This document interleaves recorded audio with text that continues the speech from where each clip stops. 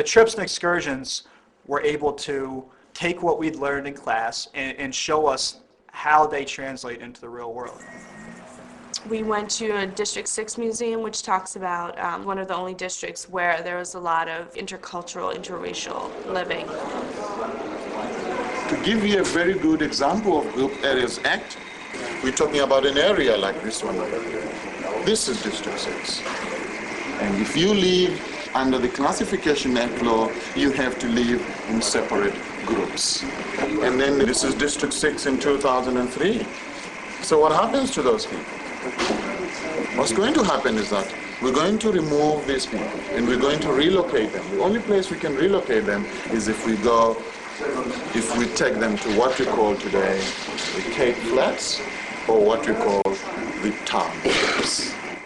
We went to some townships and actually were able to walk through them and see the kind of different ways they're laid out and the way that the greater Cape Town area is laid out also in terms of who lives where and what types of housing.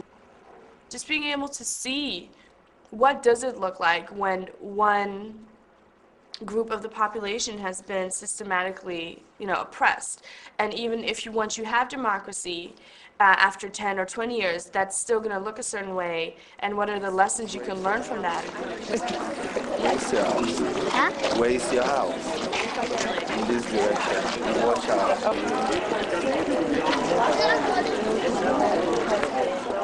We got to see the actual impacts and effects of apartheid in the neighborhoods and the people's faces. I went in for this room.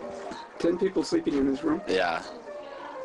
Two and others here. Our families. South Africa is facing high rates of unemployment. The trips were so key to enhancing the things we'd learn in class, enhancing our discussions, and really, introducing how these issues play out. We went over to Robben Island yesterday morning at 9 o'clock on the 9 o'clock boat. Up to Robben Island. I think that Robben Island had the exact opposite effect to what it was intended originally, and it just served as this catalyst to an entire national movement. All the people who were kept in the communal section were forced to go to the stone quarry. Some of the stones were taken to B section, where prisoners had to crush and make concrete out of them.